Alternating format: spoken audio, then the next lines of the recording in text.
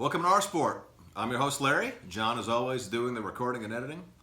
This week, we're going to break down the national championship game. We're going to give our keys to victory for both LSU and for Clemson to win this game.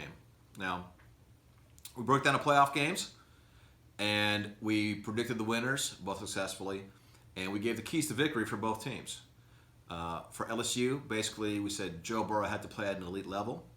They had to shut down Oklahoma's stud receiver, CeeDee Lamb, and at the stop Oklahoma's quarterback Jalen Hurts from running. They did all of these things. And they won that game. For Clemson, our keys to victory were they had to buy into what Dabo was preaching, the kind of culture there, and let that motivate them. They had to get in the backfield, and they had a little trouble with this until later on in the game. Ohio State's running back J.K. Dobbins, after a few long runs, they really contained him. And they had to block Chase Young, who I don't believe had a single tackle on this game. So I think our predictions are pretty good. I think we kind of have a good idea of what each team should do to win the game. Everything we kind of said they should do to win, they did. These teams, and they did win. And we called both of them correctly. So I feel confident in our ability to predict what each team should do to win the national championship.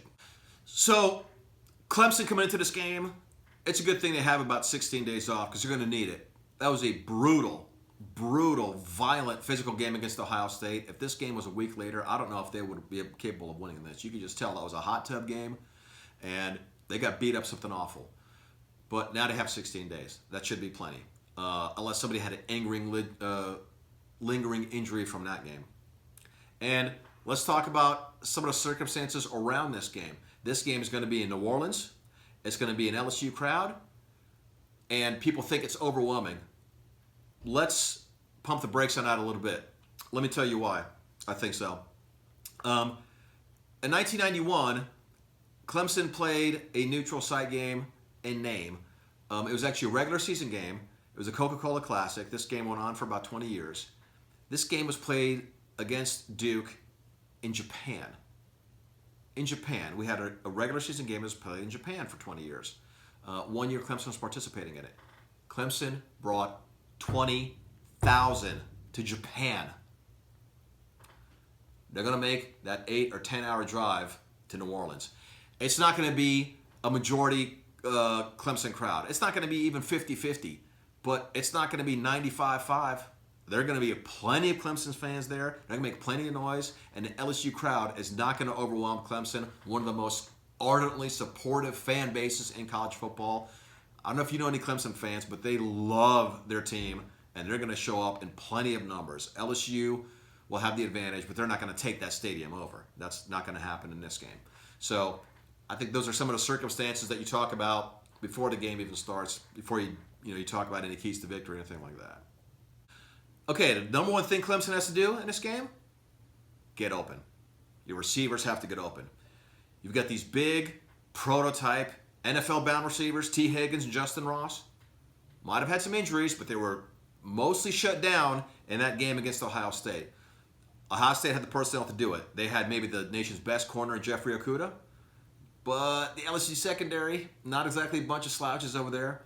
You got Christian Fulton, and you've got the true freshman, the amazing All-American Derek Stingley. Both of these guys are great corners. And so it's not going to get any easier, not to mention they've got All-American at safety and Grant Delpit. The LSU secondary is maybe the only place on their defense where they're more talented overall than Ohio State. But you've got to win this matchup. You cannot have happen what happened against Ohio State, where your guys were basically smothered. Now, they might have been injured. That might have been part of it. But you have to win this game. This part of the game, I should say. Number one is you got to get open against these corners. Number two key to victory for Clemson, you have to put a brand new blitz package together that you have not shown on tape before, and you have to come after Joe Burrow with it, and you got to hit him. You got to hit Joe Burrow. You got to get to him.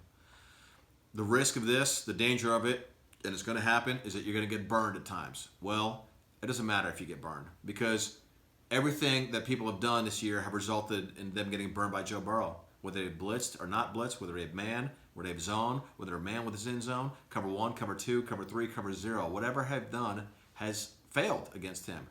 Failed from keeping him from having an almost perfect day in every game. So you might as well hit him at least. You might as well hit him and hopefully rattle him. You know, he's a tough guy, and he does say, I like to get hit first play of the game early on, let me know I get into the rhythm of the game. But this is your best chance. Let's see what happens when he gets hit 5 or 10 or 15 times. Let's see what happens when he gets hit repetitively. Let's see what happens when he knows the blitz is coming. Let's see if you can put some fear in his eyes. We haven't seen it. He's been remarkably tough. You got to admire how resilient he is, and man, the guy's tough as nails. But find out what it's like if you can get to him over and over again, and just be prepared to give up some points when you're doing it. But honestly, you're going to give up points to him no matter what you do.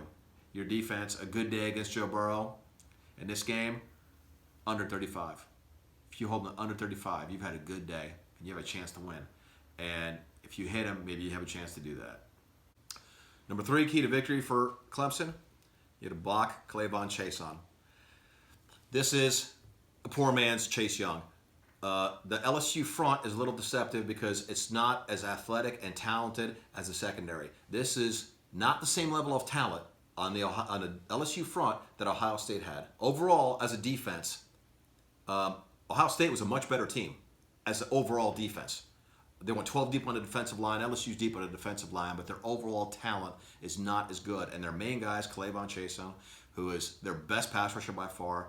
Now, you could block him, maybe. Maybe something was going on with Chase Young, who had not really had a good game since he was back from a suspension. Maybe he had some sort of lag, or maybe he's thinking about the NFL. But Chason is an actual athletic threat to get to your quarterback. If you block him and give Trevor Lawrence your quarterback time, that is your third key to victory, to winning this game. Now, let's get into the 3 keys to victory for LSU. Number 1, know where your matchups are. This Clemson defense is very sound, extremely well coached, but has some gaps. They have a great corner in A.J. Terrell. They have an All-American linebacker in Simmons. And you've got to know where your matchups are. I don't think this will be a problem for Joe Brady, the offensive coordinator. I don't think it'll be a problem for Joe Burrow, the quarterback. You have to use your arsenal of weapons, and they have plenty, to avoid the matchups. If you see Thaddeus Moss, your tight end, covered by Simmons, you've got to avoid that matchup. You've got a better one somewhere else. If Simmons is covering your back out of the backfield, that's a win for Clemson. A.J. Terrell on one of your great receivers, Justin Jefferson and Jamar Chase, might be a win for you. It might not. But Terrell's a great player too. Your receivers are fantastic, both of those guys. But Terrell could maybe play with one of them. Well, your receiver on the other side is not going to have that kind of matchup unless he's double covered. So you've got to know exactly where your matchups are and exploit those matchups on the Clemson defense, because Clemson does have a few gaps in his defense. You have a few guys who are not as athletic, a little bit stiff, and you've got to find where those guys are and go after it. You have to take what they give you. Number 2 key for victory. Stop Travis Etienne, Clemson's running back. Stop him from running the ball. You've got to make Trevor Lawrence run the ball. Trevor is a good runner. He had a great game against Ohio State. That's not their best runner. That is an option they took because Clemson did, because they knew they were going to have trouble running against the Ohio State front. Well, you have to make the second best running threat get the ball the most in a running game. Plus, big as he is, that's an additional hit on that quarterback over and over and over again. You've got to put the ball in his hands in a running game. In a passing game, you're going to have your hands full with him. He can do plenty. He is at an elite level. So that is one thing. But when it comes to him running the ball, this is what you want in lieu of what their traditional running game is. You don't want Travis Etienne, who's basically a 2,000-yard rusher and going to be a first-round pick, to get that ball over and over again. He's so explosive. You could see it. They didn't even try to get him the ball in the run game, but you saw when they threw to him. Some of the plays he made in the passing game. If he gets the ball in space, you see the damage he can do. Well, if he gets enough carries on the ground, he's going to be able to do the same thing. And Trevor is not the kind of athlete Etienne is as a pure running back. So he's got to be the one that carries the ball on offense for Clemson. You've got to make them do that. The third key for LSU to win this game, and this goes on both sides of the ball, win that red zone battle. Look at how Clemson has won the game against Ohio State. Look, to a certain extent, how it beat Alabama in a championship game. They stopped those teams in the red zone. They made those teams settle for threes instead of sevens. And that was somewhat of a factor for Alabama. There was a lot of things going on in that game. That was absolutely a factor in the Ohio State game. If Ohio State doesn't settle for threes over and over again, Ohio State wins that game. Outplayed Clemson the majority of that game. On the other side, Clemson's biggest issue this year might be some questions at kicker. So get down to that red zone, stop them from scoring, and make that kicker get on the field. If Clemson's kicker is on the field, that's already a win, even if he makes it. But boy, he's got a chance to shank some of those because he has been inconsistent all year, and that is Clemson's maybe their biggest problem on the team is kicking issues. That's the third key to victory.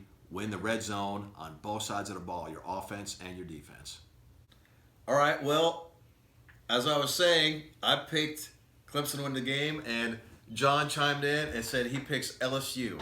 So we had talked about, a lot of times we talk about something, we're always kind of agreeing with each other. I mean, it's proximity bias. This is his view of football. It's been shaped because he's been, I've been his father, and it's been through my eyes.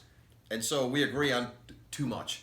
And we want something that we could debate about, but we're like, what do we disagree on? We don't want to do one of that Skip Bayless bullshit. You're going to have to edit that. That Skip Bayless bullshit that goes on there. Say it again. Like what? Gives you something to do. Where they just disagree for the sake of viewers. We want to find something we disagree about. But you think LSU is going to win this game over Clemson? I do. Make your I case. think so. Well, I think there is no stopping Joe Burrow. No team has been more than a speed bump to him. If you look at, if he has in this game his worst game all season in any game, you're talking about 76% completion for 2 or 3 touchdowns, maybe an interception if you're lucky, and 300 plus passing yards. That's a really, really good day at the quarterback position. Clemson might be hurt. They're coming off a bad game. They do have a long break, but those wide receivers couldn't get open, and LSU has a great secondary. They have guys that can match up. They have 2 great corners and a great safety. All 3 probably go in the first round. They're going to get theirs. There's a lot more give and take there than there is on the flip side. LSU wide receivers versus Clemson's corners, I think, is a lot more sure of a matchup than the other way around. A.J. Terrell's good for Clemson. Terrell is good. He's legit good. Terrell is good. Yeah. I think LSU's more complete secondary. LSU has multiple guys that can handle multiple wide receivers. Clemson, I don't know if they can handle multiple wide receivers. No. Maybe not. I think Clemson is a more complete team. Overall, LSU's lows are lower, but their highs are higher. I think both of their wide receiver cores are phenomenal. I like LSU's wide receiver core more. I do. I do think they're better. Both quarterbacks are phenomenal. I think LSU's quarterback's better. Clyde Edwards-Helaire is LSU's halfback. No doubt Etienne or Travis Etienne is better. Okay, I was about to say. But if Hilaire's he's good. in the game, he's hurt. I don't know if he's back. I think he's questionable. If he comes in for the game, which I expect that he will, even if he's injured, he has been more than enough to get them through games. He has been a phenomenal rusher. He got 150 yards rushing, I think, versus Auburn, who's a great run defense. He's a passing weapon, too. He's a passing weapon. Right. LSU has weapons all over that offense. He's a tight end, a lot better than Clemson does. Mm-hmm. Okay. I just think LSU, it's clicking right now. The offensive coordinator, Joe Brady, has made an offense that's unstoppable. I think the defense can hold up enough. And when I think, what are the points scored for each team? Right? How much is LSU going to score? How much Clemson is going to score? That's how you win the game. You score more points than your opponent. I think LSU will score 35 plus. And I think Clemson will score 28 plus. I think it's going to be high scoring than most people think. These are really good offenses with defenses that are not overrated, but are talked about higher than they should be. Yeah. And I think going up against dominant offense, this is going to turn into a somewhat of a shootout. Okay. Let me ask you this. Head coach. Which head coach do you trust the most? Dabo Swinney. Okay. And Ed Orgeron, boy, he looks great this year. Nobody was saying that coming into this year, that he's a top 5 coach. And maybe they won't after this year either, even if they win. But that margin of victory, LSU has played close games. And the difference in those games has been Burrow. If they don't have Joe Burrow, they're 8-4, 7-5, maybe. So what kind of coach is Ed Orgeron that he needs perfect quarterback play to win 4 or 5 of these games? Now, you take Clemson, you give them perfect quarterback play. They're really the last half of the year. You've seen perfect quarterback play from Clemson. What do they do to opponents? They destroy opponents. You have an argument. A logical argument for that is what? You can't take away Joe Burrow and put him on Clemson. I was going to say schedule that LSU's played better teams. LSU has played better teams. Right. LSU has played a much better schedule than Clemson. Right. But also, you can't just take away Joe Burrow. You can't say without Joe Burrow they would have lost 4 games because they have Joe Burrow. No. I'm saying that as a reflection of the coach. I'm saying, like, I trust Dabo Swinney because I know Dabo Swinney can win the national championship because he's done it multiple times. And I don't care how good your coach is because he beat the best coach of his era. Okay? He beat that dude twice. All right? Now, and I know Deshaun Watson was a great player, college football Hall of Famer. There's no doubt. He still didn't play at the level Joe Burrow did. No. He don't need that level of play to beat Nick Saban. And you can't say that no matter what happened this year, after 1 year, that Ed Orgeron was better than Nick Saban. No. The coaching advantage goes to Clemson, and the team that can handle the stage. We think LSU can handle the stage, and they look like they can handle the stage. But they beat Georgia, and they beat Oklahoma, and Oklahoma laid down. They laid down bad. You think Clemson's going to lay down? No. Georgia always lays down. We know this. And we live in Georgia. Kill us, but we know we're right. I'm right. I don't want to get him in trouble with friends at school, but they always lay down. But Clemson's not going to lay down.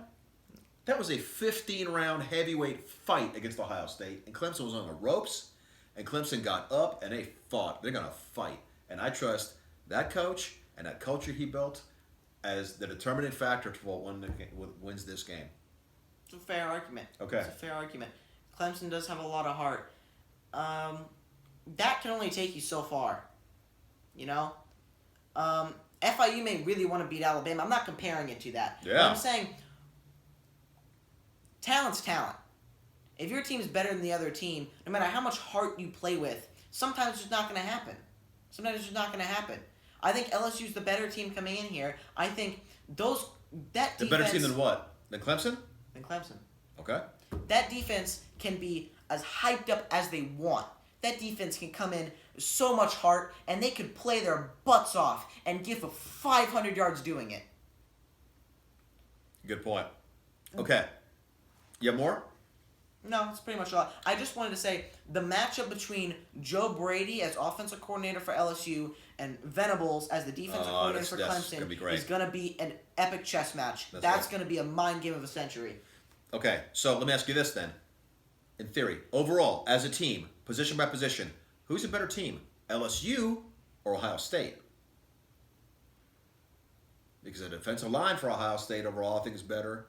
I think the linebackers are better. I think the secondary might be just as good. And I've come around your way of thinking. I think Akuta's a monster. Okay, great. So at least the whole front seven, and then the LSU offensive line. I'm not knocking them. They're a great offensive line, but they have been leaky in protection at times. They won the Joe Moore Award as the best in the country. They're a good offense. I don't know if they're the best in the country because I've seen a lot more clean pockets for Justin Fields than I have for Joe Burrow. Think about how many highlights he's made when he's on the run. Think about how many times we've seen him where, oh my God, look at this play he made off platform, on the run, escaping pressure. Well, why is that? Because he had to. You look at that. J.K. Dobbins, Clyde Edwards-Helaire. I'm sorry, not a comparison, man. I mean, that's not even close. No. So overall, they beat a better team already. As a team, an overall better team. Here's the thing I have to say about the offensive line and the running. This is not fact. You cannot prove this with a statistic. Okay. But on the run, a lot of those plays were 6 seconds after the snap. For Joe Burrow? He's running to escape after 5 seconds in the pocket where he can't find anything. It's not like he gets blitzed, it's instant pressure where he snaps the ball and he has to scramble for his life and he makes a play. No, he kind of sits there and has a pocket. Georgia played that 3-man rush in that, not the legendary rollout play. I'll put it up on the screen. The play where he sits there for 9 seconds in the pocket before doing anything. Right. Right? The LSU offensive line is a great offensive line. I don't think you give them enough credit. I don't know if they're the best offensive line in the country. Georgia and Oregon, great offensive line. Memphis. Wisconsin. Memphis had a great line. Memphis offensive line. But I do think they're the best out of the 4 playoff teams. LSU's? Oh, you're not giving Clemson enough credit. Because Chase Young was a ghost in that game. You did not see him. He was. He was, like, close but no cigar. He was also a ghost against Michigan for the majority of that game until they gave up. Right. When they were trying, they made him disappear, and Michigan's not the offensive line that these teams are. Maybe a Chase Young issue that he kind of. Maybe a Chase Young. But 80% Chase Young is as good as Clavon Chase, huh? Right. This is the best defensive player in the country, and 80% of him because he was getting close. Well, okay. What, you have another argument? Overall, you just think Burrow is unstoppable. I just think, which is a fair argument. That's. All right, what if Burrow hits 68% of his passes Fair enough. And throws 1 interception? What happens? Who wins? That's close. That's more of a loss for LSU. I don't know if he doesn't hit 70%, they lose this game. If he doesn't hit 70% plus, they lose this game. I want to see Clemson's offense versus LSU's defense. Because Clemson's offense, they had a few great drives against Ohio State. Those wide receivers got very shut down. They were very quiet. Those wide receivers, they might be injured. They might still be injured. Well, you're going with mites now. You're going with mites now. But that's a fair mite. Yeah. I'm saying if LSU can play the defense that Ohio State did, right, they win this game. Okay. Well, they can't because they can't stop the run like Ohio State. And if you get Travis Etienne going and you have that dual threat, that opens up the entire passing game. It opens. You don't have to make Trevor the main guy carrying the ball, but if you make that an auxiliary weapon, and if you can get play action with those wide receivers, that'll help your passing game tremendously. You can't mess around with the safeties up there, and have them all the way down there to stop the run and leave those guys in single coverage. You give the LSU secondary enough plays and one-on-one coverage because those guys are great, but they make mistakes. You could beat some of those guys sometimes. Yeah, I don't know if you could beat Akuda. I don't know if he got beat that whole game. I don't know if he got beat the whole year. The dual threat is tough. The pass game and the run game for Clemson is very difficult to stop because as soon as you get a lighter package out there, they hit you with ETN. As soon as you get heavy to stop the run, they hit you with the wide receivers. LSU does much the same thing, and this is why Edwards-Helaire is as effective as he is. If you try to stop Joe Burrow, they will carve you up in the run. Yep. It goes both ways. LSU can do this just as effectively as Clemson. Helaire might not be as good as ETN, but if you're scared of the pass and the hole is 8 yards wide because you're playing 3 down linemen and 3 linebackers to try and stop Joe Burrow from passing the ball, it's the same thing. LSU can do that just as much as Clemson can. Plus, they have a tight end weapon that Clemson doesn't have. Thaddeus Moss is really good, threatens the middle of the field. Isaiah Simmons on him is a good matchup. That actually favors Clemson. That does favor Clemson. Right. Hilaire's a better pass-catching back than ETN. No, you're crazy. No. Helaire, he's an outlet back. He's good, but he's an outlet back who can run better routes. He has done more in-depth, deep downfield routes than ETN. Yeah, but ETN is more explosive downfield. He caught that big long catch, and then he caught the touchdown catch that won the game. He is more explosive. You get him in the open field like one of those arrow routes, like a Texas route. I mean, him behind a linebacker, we saw what he could do. He's more explosive with the ball in his hand, and Clemson knew to use him. Clemson knew to use all their weapons and use him that way. Remember that little the play by Trevor where he ran up like he's going to run with the ball and he came back, and that little Tim Tebow play? They saved that the whole game, and that scored the game-winning touchdown. Yeah. It's close. It's very, very close. It is. We're trying to argue it, but we're like, neither of us would be surprised if the other team won. No. They're just great teams. We're so looking forward to this game. All right, prediction, score, go. Unless you have more arguments. We're a very unconvincing argument here, but we tried. It's very... Yeah. We're giving the other team too much credit because we have to. Who's going to win? Score. LSU 42, Clemson 31. All right. I'm going to say Clemson 35, LSU 31. Fair enough. Need to bet something? An embarrassing segment on OurSport? Don't something do that. Something with the channel. No, Okay. All right. Something with the channel. All right. That's all right. Thanks. So, As of this recording, there are 4 new NFL coaching hires. As of this recording, the Browns have not hired a coach. We're going to comment on that when that happens. Let's start with the Washington Redskins. The Redskins have hired Ron Rivera, former Panthers head coach. The first thing you have to know is that they got rid of Bruce Allen, who was an executive in the front office. Bruce Allen's father, George, was a legendary coach, a Hall of Famer for the Redskins in the 70s. And I'm sure Daniel Snyder, the Redskins owner, kind of sees him as a hero. This is why people thought that he was keeping Bruce Allen along all these years. And he was a very poor GM, a very poor manager of the team in his role. Now, here comes Ron Rivera, and Rivera, what he is a stabilizer. He is a very calming, stabilizing force for this team. The Redskins seem like they're always in chaos. They seem like nothing is ever quite settled. That's the best way to describe this team. And Rivera he's going to calm the Redskins. He's going to soothe the Redskins. He's going to everything's going to be under control and discipline. He's going to bring discipline to this team, because if you look at his team, they have some issues that if he was going to go over it bit by bit, every part of the program, the first thing I would look at is the strength and conditioning, because they get a lot of injuries every year, and they get a lot of injuries, especially on the offensive line. This has not been a one-year thing. This has been a reoccurring theme, and Rivera's the type of coach that is good enough to overlook an entire program, and I'm sure he's going to look at the periphery before he looks at anything else. The infrastructure, not our on-field product, not our coaching product in terms of assistance. We're going to look at the things outside of here that are affecting our ability to play winning football. And that is the first thing I would look at. I would expect a change there. Now, you have to look. They do have some talent. They have drafted well over the years. It's been hit or miss, but they're not completely bereft of talent.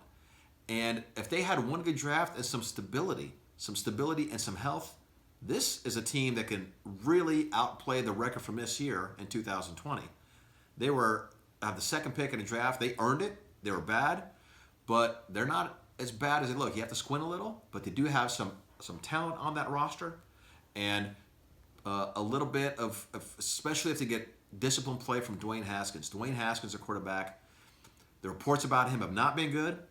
Kind of not taking his job seriously. Kind of last one in, first one out. In terms of work ethic, this was not what he was at Ohio State. He was great at Ohio State. He was just a killer there. One of the best seasons the Big Ten's ever seen at quarterback. A one-year starter, which is always a warning sign when you draft players. We're going to get into that when we do our draft coverage.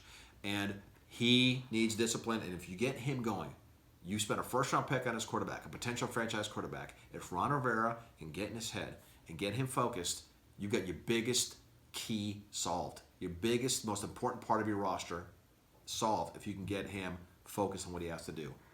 Take the second overall pick in the draft Chase Young, the pass rusher. All of a sudden, you have a young pass rusher and a young quarterback. Maybe you're cooking with fire. Also in the division, the Dallas Cowboys fire Jason Garrett and hire former Packers coach Mike McCarthy. There's some questions about McCarthy. There's no doubt about this. His last 2 years at Green Bay did not go well. People were calling him predictable, and some of the players were saying that at the end that he was not holding players accountable. Some of the players lacked accountability for some of their actions. These are not things you want to hear from your head coach.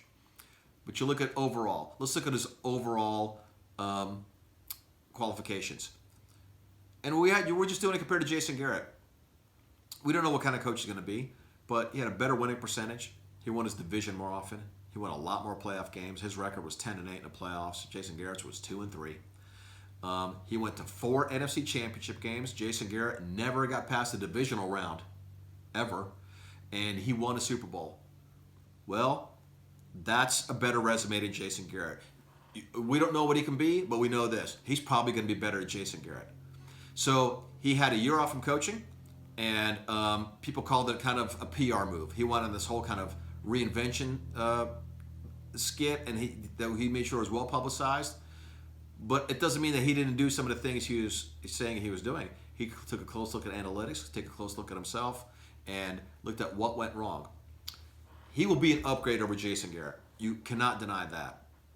And let's take this into account. He dealt with Brett Favre and Aaron Rodgers in Green Bay. Those quarterbacks are much better quarterbacks than Dak Prescott is or will ever be. But those quarterbacks really majored in drama. Both of those guys, let's be honest, loved drama. Loved being the center of attention. They loved all that. Well, that's not Dak Prescott. Dak Prescott is a low-maintenance quarterback, and I think that's going to be a big help for this team. You can tell that the Cowboys felt like they have a talented roster, and they're close. They're really close. Well, they're right. They're right. And you needed somebody who was already proven. They didn't want a guy to get on-the-job training. They don't want a guy out of college or who had never been a head coach. They had that in the last coach, and they paid for it.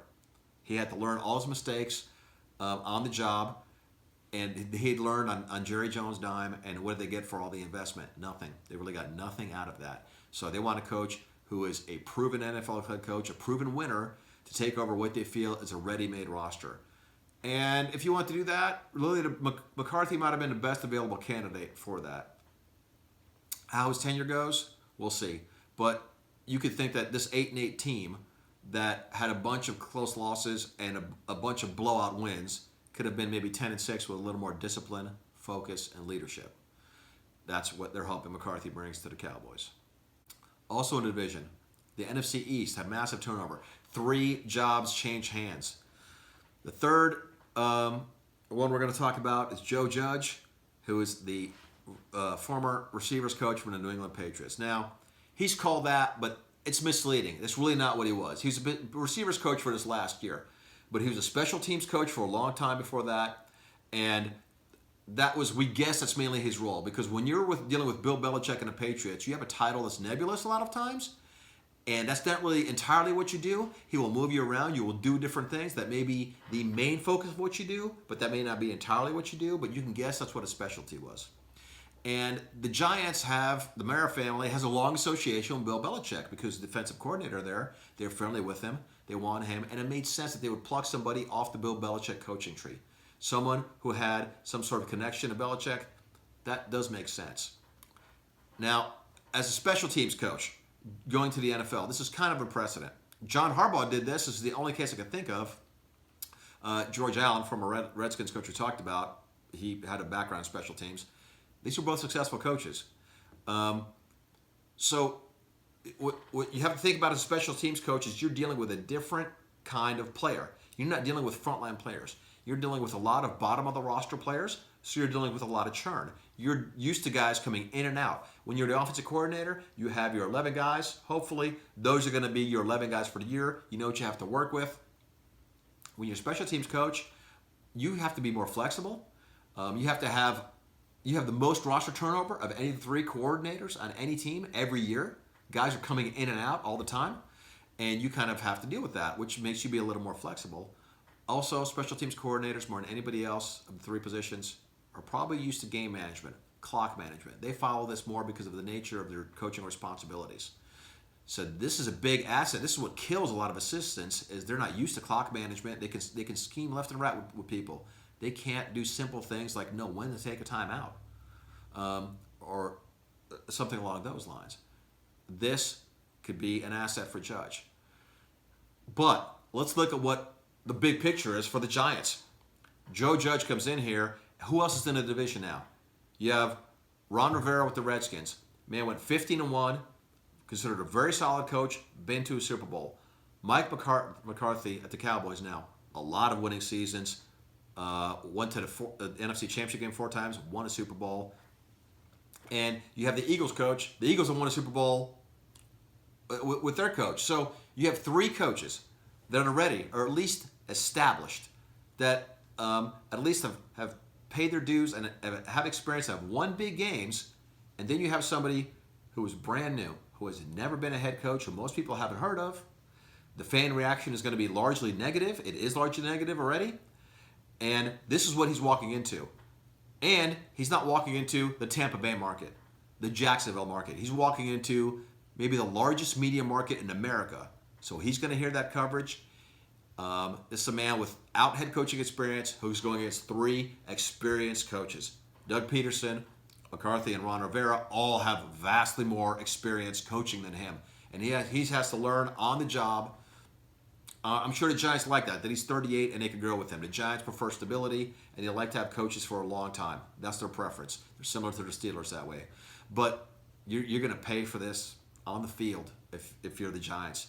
You're going to pay while he learns how to coach, how to be a head coach, and how to deal with this media market. When you're a Patriots assistant, especially one who's buried like that, you're not dealing with the media. That's what he wants. He doesn't like dealing with the media himself. And you have to do this now, and you have to compete against very solid, fundamental coaches in your own division. It might be tough going for a while, especially because you're a main cog on offense. Saquon Barkley is a great player, but your quarterback, he's had some flashes, but boy, Daniel Jones is turnover prone. That guy will fumble the ball left and right, worse than almost any quarterback in the league, and you have to deal with that too. You don't want that at the most important position on the field, somebody who's that turnover prone. There's a lot of things for Joe Judge that he has to deal with, and he is completely unproven, and he's going to face a ton of scrutiny. This is a low upside move considering all the factors that go into play. It's not a high upside move like the Giants think it is. This is a low upside move because his upside is completely unknown. At least with somebody like Rivera, you know what their upside is. He was 15-1 and almost won the Super Bowl with a quarterback that he got the best year out of in Cam Newton. Judge has nothing on his resume that says that he can do something like this. It's going to be interesting to watch this with the NFC East. The last coach who was hired, Matt Rule, a guy we had talked about. Former Baylor head coach, former Temple head coach, goes to coach the Carolina Panthers. Now, you look at those teams and at Temple and Baylor, you look at their overall record, you can see why a lot of Panthers fans who did not know about Rule might not like this hire. He's actually been received better than Judge has in New York. So you look at those, as I was saying, those Temple and those Baylor teams overall did not have a great record combined, but you have to look at what he took over. He took over atrocious Temple teams, and they had 2 wins and 10 losses the first year. 10 losses the first year. By his third year, he had 10 wins. He got the Baylor. They had 11 losses his first year. By his third season, they had 11 wins. Things got a lot better everywhere he was.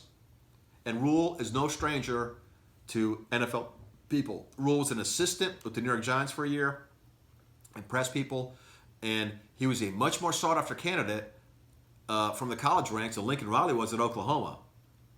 People loved the way, how organized and disciplined he was, and how NFL-ready he seemed. Now, they broke the bank for him. They gave him a huge sum of money, and one of the things that they talked about was that Rule called the Giants beforehand, before taking a job with the Panthers, and offered them a chance to match. Well, don't kid yourself, because he interviewed with the Giants as well. Because you don't do, I don't care if it's reported or not, you don't do that. You don't give a team a chance to offer a $60 million contract if you haven't met with them before. You've met with them before, and that's why he did this. So I guarantee you, no matter what's reported, he had already met with the New York Giants and probably wanted that job. I would have wanted that job more than Carolina's. His biggest problem, of course, is the mystery with Cam Newton, who has been injury prone and might actually be a salary cap cut. In that case, he needs a quarterback. But what Rule wanted was immersion by the ownership. He wanted complete buy-in and an ability to do things the way he wanted, which is a lot of analytics, a lot of sports science. This is going to require a lot of money from the program's part, the team's part, and he wanted assurances that he would get it. Well, he got it. And the coaching contract will tell you that. 7 years, $60 million, almost resetting the market for an unproven coach. And this job is the opposite of the Giants. Because you've seen, at least at the college level, what Rule can do twice in a rebuild situation, taking undermanned teams and winning games he's not supposed to. And the fact that so many NFL teams thought so highly of him. Keep in mind, last year he almost got the Jets job. The Jets fought with him over staff. The Jets wanted to decide some of his staff, and he had some other issues with him, and that's why he didn't take that job. But in Carolina, he's going to have complete autonomy, and I think there's a much higher upside pick than maybe any of the others. We've liked him for a long time, and we talked about him on one of our segments before. Hi, I'm John, and for me and my father, we'd like to thank you for watching this episode of Our Sport and all the episodes that you tune into. If you'd like to be notified whenever we upload a new video, there's a subscribe button down there. Click that and the bell next to it to be notified whenever we upload a new video. Who do you think's going to win this game? Comment down below, LSU or Clemson, and why you think they're going to win. We're excited to see some of your guys' arguments. If there's a topic that you want us to talk about in an episode, whether it be a team, coach, player, you can comment that down below as well, and we'll be sure to talk about it. We've done it before, and we'll do it again.